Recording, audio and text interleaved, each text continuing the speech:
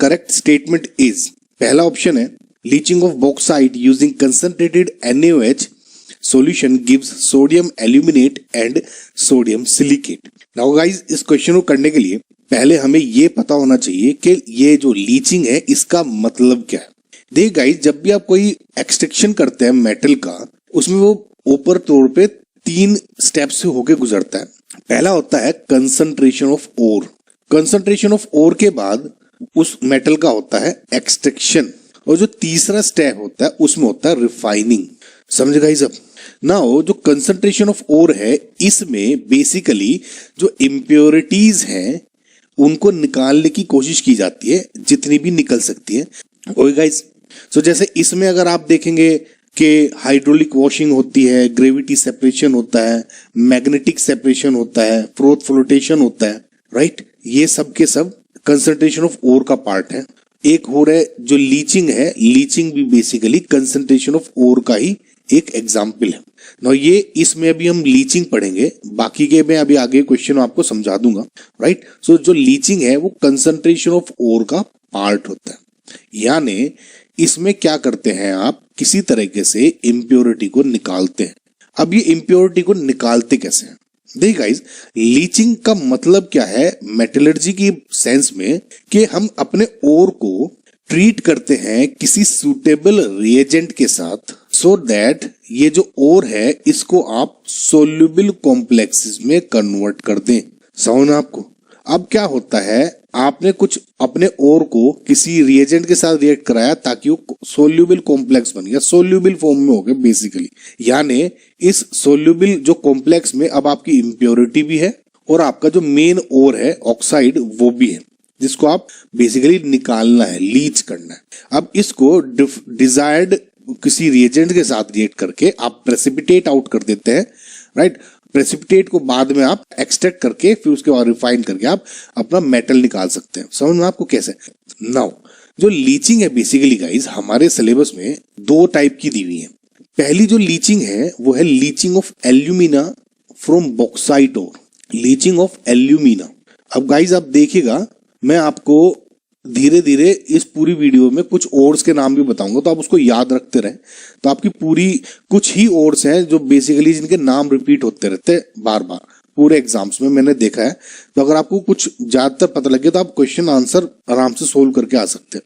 देखिए, leaching of alumina from bauxite ore, एक तो ये है आपके सिलेबस में, और एक है लीचिंग ऑफ सिल्वर यानी Ag या और गोल्ड यानी Au फ्रॉम सिल्वर या गोल्ड ओर। ठीक है, समझ आपको? तो यह है कि 2 तरह की आपकी लीचिंग दी हुई है। अभी मैं इस क्वेश्चन में ये वाली लीचिंग समझाऊंगा आपको ढंग से। ये वाली जो लीचिंग है इस पे भी एडवांस में क्वेश्चन आ चुका है 2019 पेपर 2 में।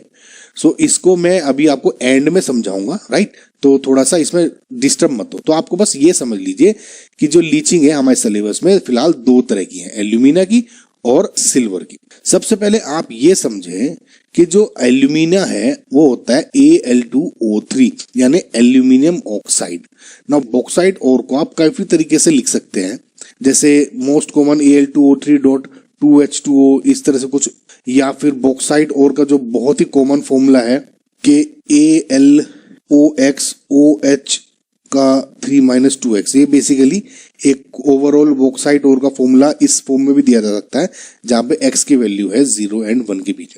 अब इसमें बढ़ते कैसे, देखिए गाइस, जो बॉक्साइट ओर है ऑब्वियसली लीचिंग में इसकी इंप्योरिटीज आपको हटानी है। इसमें जो इंप्योरिटीज हैं, जो कॉमन इंप्योरिटीज हैं, वे होती है ferric oxide Fe2O3, titanium oxide TiO2 and silica SiO2। ये 3 मेन इंपॉर्टेंट इंप्योरिटीज होती हैं जो हमारे बॉक्साइट ओर में मिलती हैं, राइट, ड्यूरिंग लीचिंग, या हमको इनको अलग करना होता है। अब स्टेप्स में करते क्या है इस बॉक्साइट ओर के लीचिंग में? सबसे पहले बॉक्साइट ओर को आप पाउडर्ड फॉर्म में कन्वर्ट कर दें, पीस दें, इसको ग्राइंड कर दें। नाउ पाउडर्ड ओर को 45% एक्वस NaOH के साथ रिएक्शन करते हैं। समझा? पाउडर्ड ओर को 45% एक्वस NaOH के साथ आप रिएक्शन करते हैं at 200 degree centigrade and 25 to 36 bar pressure. समझ, अगर ये कंडीशन होती है तब अब क्या होगा, जब आप इसके साथ रिएक्शन कराते हैं तो जो एल्यूमिना है आपके बॉक्साइट ओर में Al2O3 ये डिसोल्व हो जाती है। ठीक है, डिसोल्व होके क्या बनाती है, सोडियम एल्यूमिनेट। अब इस बात को आप बहुत ध्यान से देखिएगा गाइस, सोडियम एल्यूमिनेट। नाउ अब क्या हो गया, ये सोल्यूबल, जो सोडियम एल्यूमिनेट क्या है, ये वो सोल्यूबल कॉम्प्लेक्स है जो मैंने आपको बताया था ना कि किसी पर्टिकुलर रिएजेंट के साथ रिएक्शन करके अपने ओर को सोल्यूबल कॉम्प्लेक्स में कन्वर्ट कर देते हैं। तो ये वो रिएजेंट है और ये आपका सोल्यूबल कॉम्प्लेक्स हुआ। तो रिएक्शन कैसे होती है, देखिए Al2O3.2H2O, इसको जब आपने NaOH के साथ रिएक्शन कराया, एक्वस NaOH के साथ कराया था, तो यहाँ NaOH प्लस H2 लिख देता हूँ, यहाँ खाली एक्वस भी लिख सकता था, कुछ तरह से भी लिख दे, तो ये कन्वर्ट हो जाता है आपका NaAlOH का 4। इसको आप बोलते हैं आप सोडियम एल्यूमिनेट, और ये क्या है, सोल्यूबल कॉम्प्लेक्स है। समझ में गाइस, आपको बैलेंस करना चाहे तो ऐसे कुछ बैलेंस हो सकता है, ये ध्यान रखिएगा। अब क्या होगा, जो ये सोल्यूबल सोडियम एल्यूमिनेट है, इसके अंदर कुछ इम्प्योरिटीज अभी भी रह जाती हैं। इसमें क्या था, काफी हद तक ये वाली और ये वाली इम्प्योरिटीज रिमूव हो जाती हैं, लेकिन इसमें क्या होता है, अभी भी जो इम्प्योरिटीज होती है सोडियम सिलिकेट की, वो रह जाती है। अब आप कहेंगे इसमें सोडियम सिलिकेट की इम्प्योरिटी आई कहां से? देखिए गाइस, मैंने आपको बताया था कि ये दो तो आपने इसमें फिल्टर, इसमें इनसोल्यूबल हो जाती है और आपकी अलग हो जाती है। अब जो सिलिका है, क्योंकि आपने NaOH के साथ रिएक्शन कराया था, ये ओर था आपका, ओर के अंदर आपका अभी भी सिलिका है, तो सिलिका क्या करता है, SiO2 इस NaOH के साथ रिएक्शन कर लेता है, राइट, और सोडियम सिलिकेट बना देता है, Na2SiO3 प्लस H2O। समझ में आएगा आपको? तो जो ये इम्प्योर है सोडियम सिलिकेट, ये अभी हमारे सोल्यूबल कॉम्प्लेक्स में प्रेजेंट रहती है। आई होप गाइज आपको समझ में आएगा, इसमें कुछ ज्यादा टफ नहीं है, एक दो बार आप सुनेंगे तो आपको सब कुछ समझ में आ जाएगा। ठीक है गाइज, अब तक समझ में आ रहा आपको? नाउ अब क्या है, ये मेरा सोल्यूबल कॉम्प्लेक्स है, अब मुझे इसमें से अपना जो प्योर एल्यूमिना है, प्योर ओर है, उसको प्रेसिपिटेट करना है। अभी ये सोल्यूबल कॉम्प्लेक्स था ना, अभी बताया था आपको, तो अब इसको जो वो दूसरा रिएजेंट से रिएक्शन कराते हैं, मैंने बताया था ना आपको, ताकि प्रेसिपिटेट हो जाए हमारा और सोल्यूबल कॉम्प्लेक्स से। इस बार इसमें करते क्या है, जैसे आपका ये है सोल्यूबल कॉम्प्लेक्स NaAlOH4, इसमें आप कार्बन डाइऑक्साइड गैस पास कर देते हो। इस सोल्यूबल कॉम्प्लेक्स था ना जिसमें सोडियम सिलिकेट भी है, सोडियम एल्यूमिनेट भी है। अब इसमें क्या करते हैं, आप CO2 गैस पास कर देते हो। जैसे ही आप इसमें CO2 गैस पास करते हैं, जो हमारा एल्यूमिना है हाइड्रेटेड फॉर्म में सेपरेट हो जाता है, यानी Al2O3.XH2O ये अलग हो गया, हाइड्रेटेड एल्यूमिना है, ये प्रेसिपिटेट हो जाता है, और साइड में NaHCO3 यानी सोडियम बाइकार्बोनेट आपका सॉल्यूशन में रह जाता है। समझ में आ गाइस आपको? बैलेंस आउट करना है, वैसे तो गाइस बैलेंस की कोई इतनी इंपॉर्टेंस नहीं है, आप कर ही सकते हैं, लेकिन फिर भी ये देख लीजिए। अब क्या है, लास्ट स्टेप में जो ये प्रोसेस है, ये वाला हाइड्रेटेड जो एल्यूमिनियम ऑक्साइड था आपका, हाइड्रेटेड एल्यूमिना था, इसको आप बहुत ही ज्यादा हाई टेम्परेचर पे, जैसे 1200 डिग्री सेंटीग्रेड है, इस पे आप हीट करते हैं, वेरी हाई टेम्परेचर पे आपने इसको हीट करा।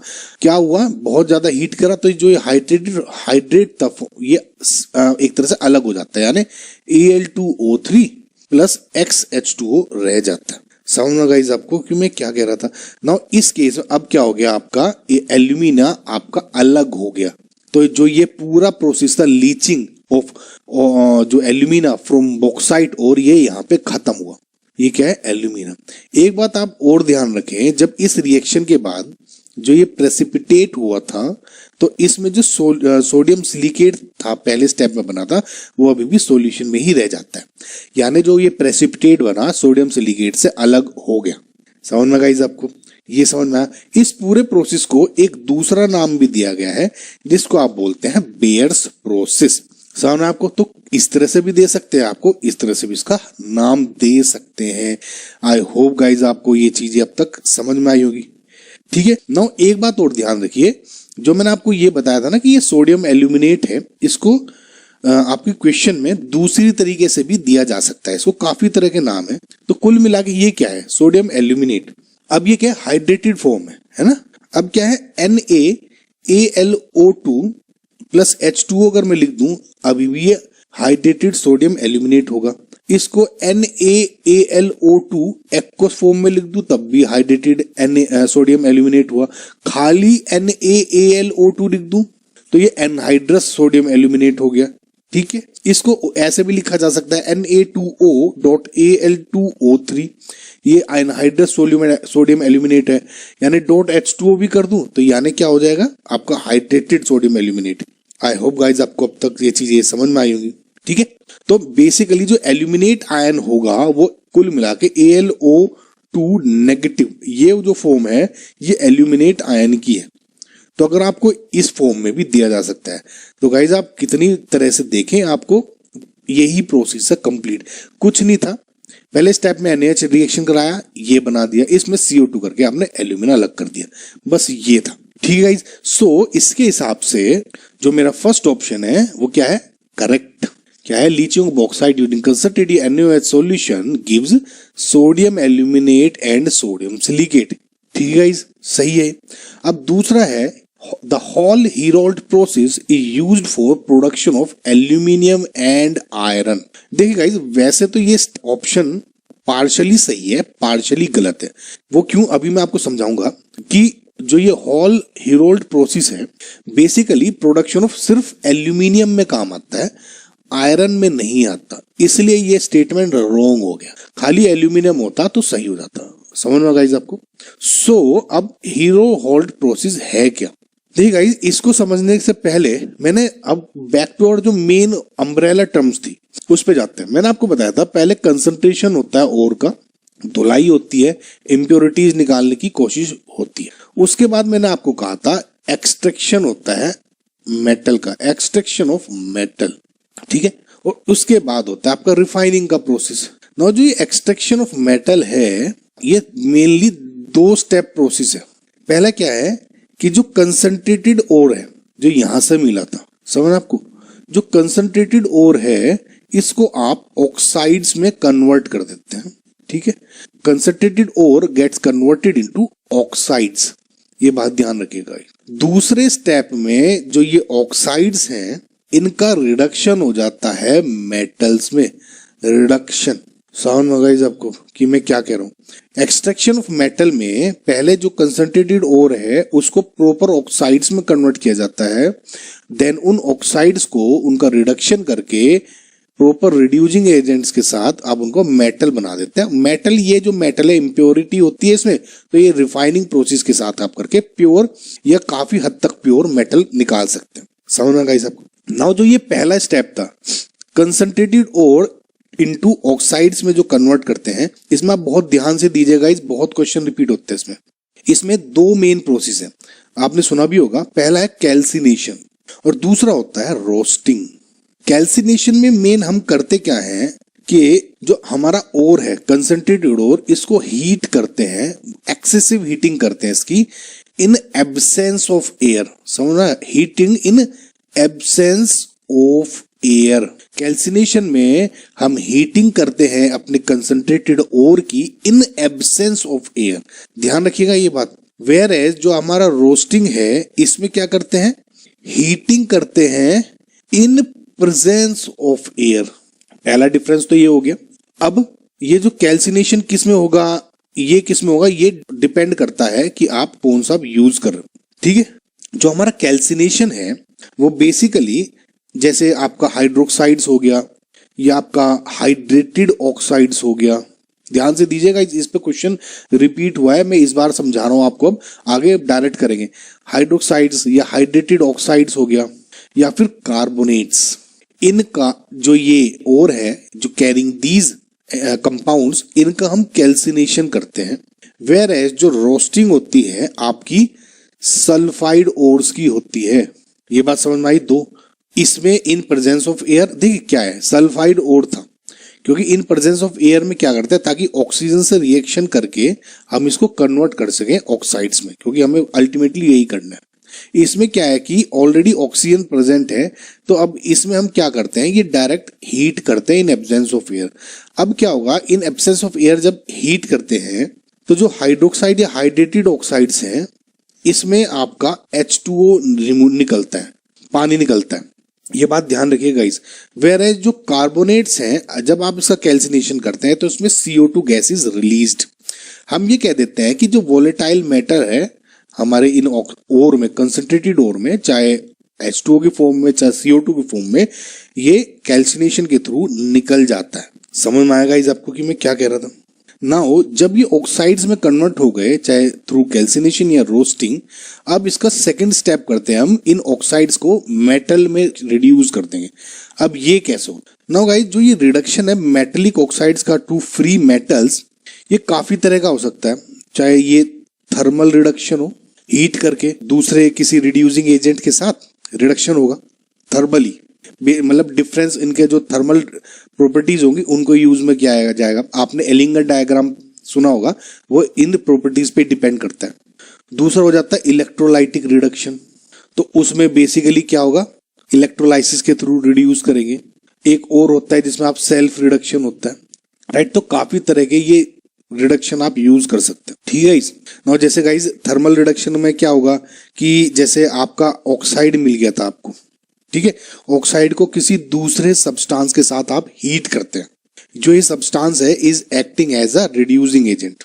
समझ आपको? जब इस ऑक्साइड को इस सब्सटेंस के साथ हीट करते हैं तो हम क्या कह देते हैं कि हमारा ये ऑक्साइड का जो मेटल है वो रिड्यूस हो गया। जैसे ये सब्सटेंस है बहुत तरह के हो जाता है, कॉमनली कैसे होते हैं, देखिए कार्बन यूज होता है, कार्बन मोनोऑक्साइड यूज होता है, वाटर गैस यूज हो जाती है, H2 गैस भी थर्मल रिडक्शन में काम आता है, ध्यान रखिएगा गाइस। जैसे दूसरे मेटल्स हैं जैसे सोडियम, पोटेशियम, मैग्नीशियम, एल्यूमिनियम, अब सारे ध्यान दीजिएगा गाइस कि ये हाई इलेक्ट्रोपॉजिटिव एलिमेंट है सारे के सारे, है ना। तो ये सब के सब आप यूज करते हैं इन थर्मल रिडक्शन, ठीक है, समझ में आपको? सो गाइस एक बात ध्यान रखिएगा, जो थर्मल रिडक्शन है वो हम लेस इलेक्ट्रोपॉजिटिव जो एलिमेंट्स हैं उनमें यूज करते हैं। ध्यान रखिएगा इस लेस इलेक्ट्रोपॉजिटिव एलिमेंट्स, और जो इलेक्ट्रोलाइटिक रिडक्शन होता है वो हम मोर इलेक्ट्रोपॉजिटिव एलिमेंट्स के लिए हम यूज करते हैं, यानी इनको रिड्यूस करना है। जब अब देखिए जैसे आपने बताया लेस इलेक्ट्रोपॉजिटिव एलिमेंट है, इसको आप इन मोर इलेक्ट्रोपॉजिटिव एलिमेंट के से रिड्यूस कर रहे हो। इनका जैसे एग्जांपल होता है, ज्यादातर ये ट्रांजिशन एलिमेंट्स हो जाते हैं, जैसे लेड, ठीक है, या कॉपर हो गया, का जिंक हो गया, आयरन हो गया, ये सब के सब आपके थर्मली रिड्यूस होंगे because these are less electropositive element, ठीक है, समझ में आपको? अब नाउ गाइस जैसे सपोज इस थर्मल रिडक्शन को अगर मैं यूज करूं, और जैसे आपने देखा PbO है, अब मैंने कहा इस ऑक्साइड को आपको मेटल में रिड्यूस करना है, तो मैंने क्या कहा कि चलो ठीक है, कार्बन के साथ रिएक्शन किया तो अभी क्या होता है, Pb अलग हो जाता है और CO गैस निकल गई। समझ आपको? अगर इसी में मैं PbO प्लस CO यूज कर लू कार्बन मोनोऑक्साइड, तो इसमें क्या होगा, Pb प्लस CO2 रिलीज हो गई। समझ कि कैसे हो रहा है गाइस? तो ये क्या है, ये प्रोसेस हो गया थर्मल रिडक्शन, ठीक है। नाउ ये जो यूजिंग कार्बन या कार्बन मोनोऑक्साइड जो थर्मल रिडक्शन होगा, इसको आप बोलते हैं कार्बन रिडक्शन प्रोसेस। नाउ जो कार्बन है या कार्बन मोनोऑक्साइड है, उसके लिए आप क्या यूज क्या कर सकते हैं, कार्बन के लिए कोक बोल सकते हैं, या कोयले के साथ। तो ये डिफरेंट टर्म्स है। आई होप गाइज आपको समझ में आ रही होगी चीजें जब मैं क्या कह रहा हूँ। तो थर्मली रिडक्शन किसका करना है, लेस इलेक्ट्रोपॉजिटिव। आके एग्जाम्पल दे दिया कि इनको करूं, या ये वाले एलिमेंट्स दे दिए, ये वाले और ये वाले। मैंने कहा कि थर्मल रिड्यूस कौन हो सकते हैं, मैं क्या कहूंगा, ये, ठीक है। और इलेक्ट्रोलाइटिकली रिड्यूस कौन होंगे, ये वाले। इसीलिए जब मैं एल्यूमिनियम का, जैसे क्वेश्चन में क्या दिया हुआ है कि the Hall Heroult process is used for the production of aluminium. Aluminium एक हाई इलेक्ट्रोपॉजिटिव एलिमेंट है, और होल हेरोल्ड प्रोसेस क्या है, बेसिकली एक इलेक्ट्रोलाइटिक रिडक्शन का प्रोसेस है। समझना? अगर आपको सिर्फ ये भी याद है, होल हेरोल्ड प्रोसेस का मुझे स्टेप भी नहीं पता, लेकिन मुझे ये याद है कि होल हेरोल्ड जो प्रोसेस है वो इलेक्ट्रोलाइटिकल रिडक्शन है, या बेसिकली इलेक्ट्रोलाइसिस के थ्रू हम रिड्यूस करते हैं। तो अब मैं क्या कर सकता हूं कि मैंने देखा एल्यूमिनियम एक नॉर्मल मेटल है, ऐसे P ब्लॉक का जो प्रेजेंट है, यानी हाई इलेक्ट्रोपॉजिटिव एलिमेंट होगा, इसको तो कर देगा। लेकिन मैं कहूंगा आयरन एक ट्रांजिशन एलिमेंट हो गया, लो इलेक्ट्रोपॉजिटिव एलिमेंट हो गया। मैं जनरलाइज टर्म बता रहा हूं आपको गाइस, है ना। ताकि आप क्वेश्चन सोल्व कर सके। ज्यादा ऐसे डीप में घुसने की जरूरत नहीं है, ठीक है। तो मैंने कहा ये तो नहीं कर सकता, यहाँ आयरन की वजह सपोज मुझे लेड दे देते, टिन दे देते, तो मैं एक अंदाजा लगा के ऐसे सोल्व कर सकता था। तो ये हो गया गलत।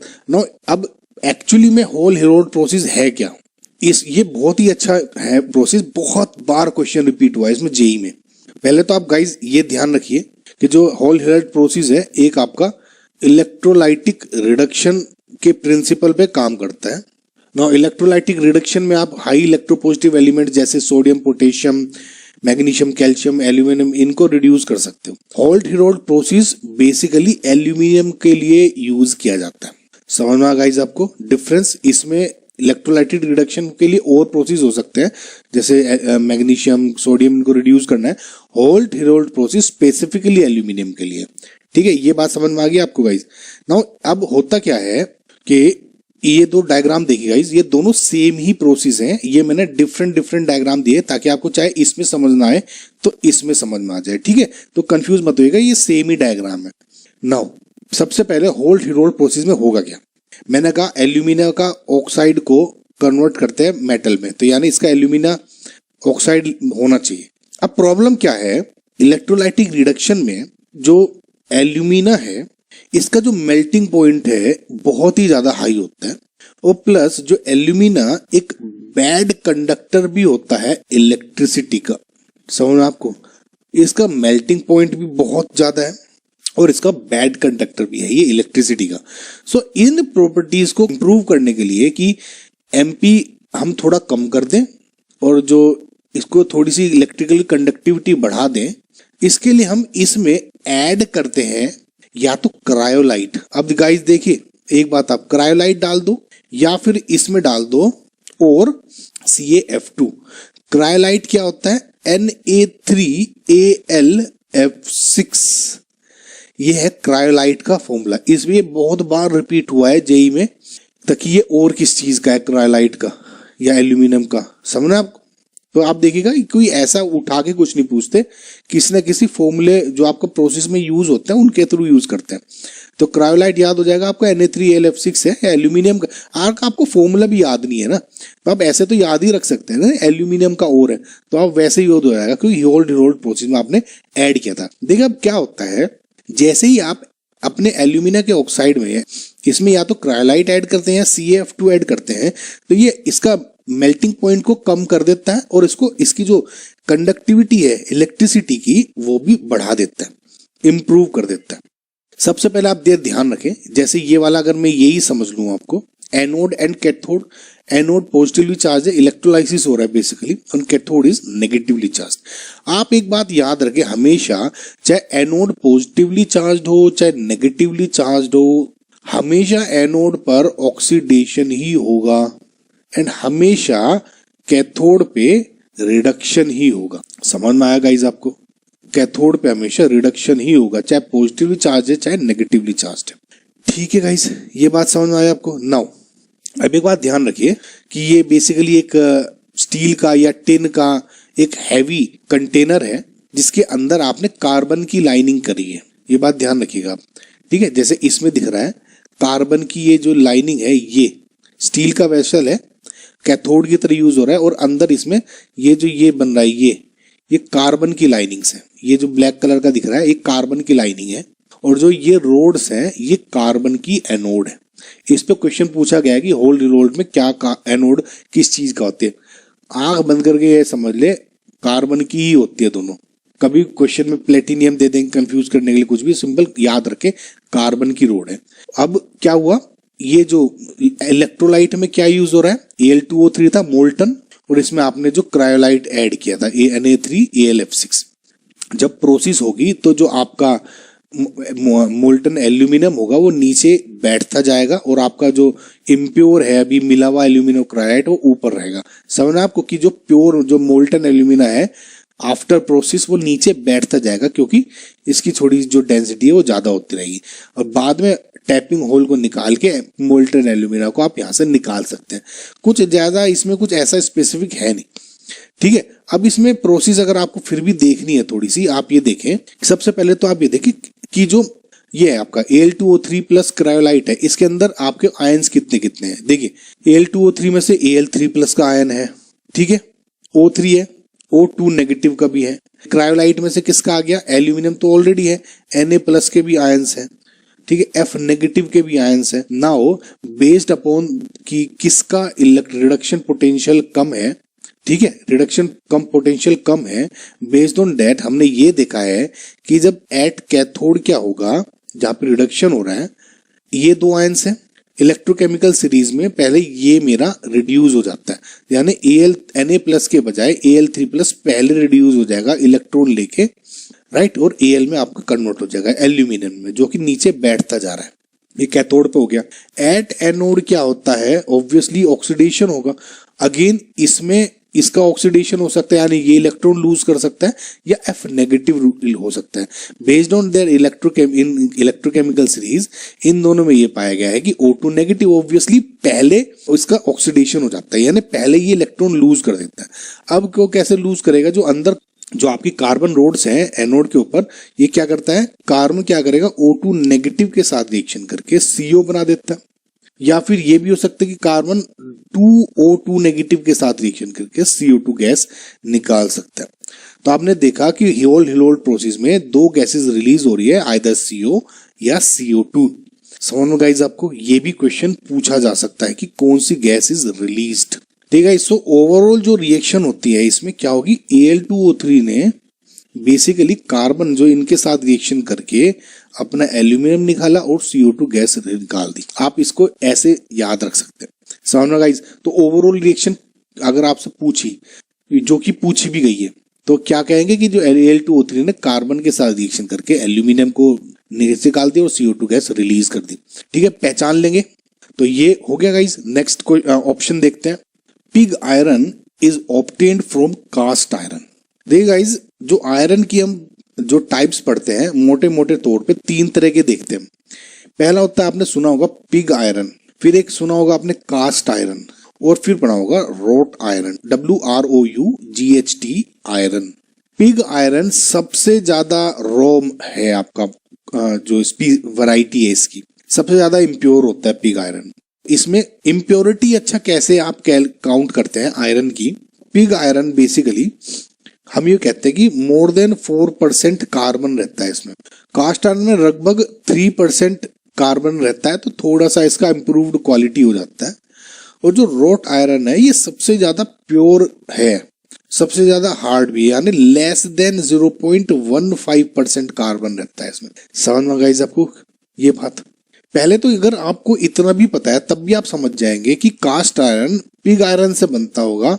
भाई ज्यादा अच्छी क्वालिटी का रॉ मटेरियल से बनेगा ना, रॉ अच्छी क्वालिटी के कास्ट आयरन से आप पिग आयरन क्यों बनाओगे, है ना।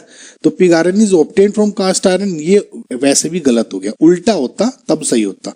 अबे है क्यों, देखिए पिग आयरन क्या है, एक क्रूड इम्प्योर आयरन है, जो कि डायरेक्टली जब आपका आयरन के ओर से जब आप निकालते हो पिग आयरन को तो ये निकलता है।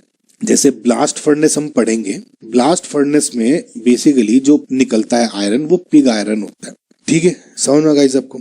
नाउ ब्लास्ट फर्नेस से जो ये निकला पिग आयरन है, इससे हम कास्ट आयरन भी बनाते हैं एंड रोट आयरन भी बनाते हैं।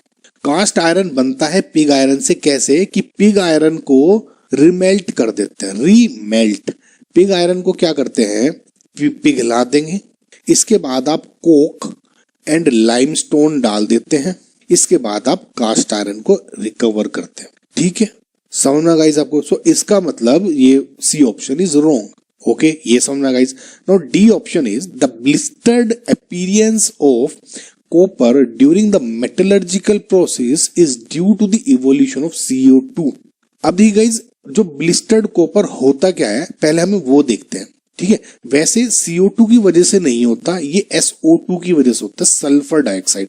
तो वैसे तो ये ऑप्शन गलत हो गया, लेकिन अब हमें पहले पता तो होना चाहिए ना ब्लिस्टर्ड कॉपर क्या है। देखिए ब्लिस्टर बेसिकली आपने सुना होगा ना, छाले हो जाते हैं हाथों पे, फूल जाते हैं हाथ, थोड़े छाले हो जाते हैं। तो ब्लिस्टर्ड कॉपर क्या है, आपकी जो कॉपर की सरफेस है ऐसी हो जाती है जैसे छाले छाले हो गए। देखिए इस फोटो में देखिए, ये बेसिकली क्या है, कॉपर है, इसको क्या बोलते हैं, ब्लिस्टर्ड कॉपर, ठीक है। ये भी दूसरे ऐसे दो फोटो है डिफरेंट। तो ये देखिए ना छाले से जो पड़े हुए हैं बेसिकली ऐसे, इसमें इनको ब्लिस्टर्ड कॉपर बोला जाता है। और जो ये कॉपर है इस फॉर्म में क्यों होता है कि जब आप इसकी रिएक्शन करते हैं, जो भी अभी आपको मैं प्रोसेस बताऊंगा, यानी जो इसका मेटलर्जिकल एक्सट्रैक्शन होता है उसमें SO2 गैस रिलीज होती है। इस SO2 गैस की रिलीज होने की जब होती है तो पीछे ये ऐसे छाले टाइप के ब्लिस्टरिंग ये जो सरफेस है वो छोड़ के चला जाता है। नाउ भी इसका प्रोसेस है क्या, इसको कैसे देखें।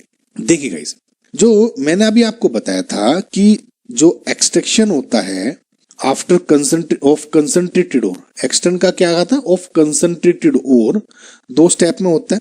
पहले कंसंट्रेटेड ओर को ऑक्साइड में कन्वर्ट करते हैं और फिर ऑक्साइड ओर को रिड्यूस करके आप कन्वर्ट कर देते हो इन मेटल्स, और बाद में उस मेटल को रिफाइन करके प्योर, थोड़ा प्योरिटी बढ़ा देते हैं मेटल की। मैंने आपको बताया था अब तक दो पढ़े हैं कि थर्मल रिडक्शन, एलिंगन डायग्राम। एलिंगन डायग्राम मैं नेक्स्ट वीडियो में आपको प्रॉपर पढ़ाऊंगा, ठीक है। इसके उसमें जो जब प्रॉपर क्वेश्चंस आएंगे।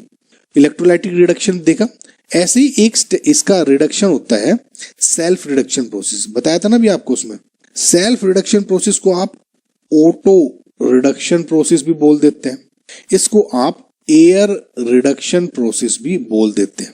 समझना गाइस आपको। एक्सट्रैक्शन ऑफ मेटल या बोल देते हैं आइसोलेशन ऑफ मेटल, तो डिफरेंट नाम से कुछ भी है। तो जैसे आप इसमें समझ रहे हो कि एक तो सेल्फ रिडक्शन हो रहा है, यानी रिडक्शन में मुझे दूसरे एलिमेंट की जरूरत नहीं है, ये खुद ही अपना रिडक्शन कर लेगा। और दूसरा एयर से हम रिड्यूस करा रहे हैं, कुछ ऐसा होगा। समझ में गाइस आपको। सबसे पहले तो आप ये याद रखिए, जैसे थर्मल रिडक्शन में लेस इलेक्ट्रोपॉजिटिव जो मेटल्स थे उनका रिडक्शन होता था, जैसे मरकरी, आपने लेड, कॉपर, आयरन ये यूज कर लिया।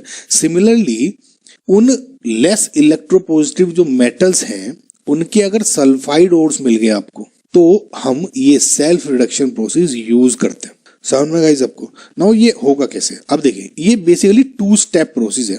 सबसे पहले फॉर एग्जांपल मैं आपको कॉपर वाला एग्जांपल समझाता हूँ। Cu2S को जब ऑक्सीजन के साथ आप रिएक्शन करेंगे तो अब देखिए ये पार्टली कन्वर्ट हो जाता है। पार्टली कैसे, देखिए फॉर एग्जांपल मेरा ये समझिए कि 2 पार्ट्स Cu2S था इनिशियली, तो ये Cu2S इसमें एक पार्ट तो रह जाता, रिएक्शन नहीं करेगा, और एक पार्ट रिएक्शन कर लेगा। 2 यूनिट मान ले या 2 किलो मान ले, 1 किलो तो रिएक्शन नहीं करता, 1 किलो ने रिएक्शन कर ली। जिस पार्ट ने रिएक्शन करी Cu2S, जितनी रिएक्शन हुई है वो Cu2S रिएक्शन करके ऑक्साइड बना देता है इसका, यानी Cu2O, साथ में SO2 गैस रिलीज हो गई। ठीक है। अब दूसरे स्टेप में क्या होता है, जो एक पार्ट बच गया था कुछ सल्फाइड, उस Cu2O के साथ रिएक्शन कर लेता है।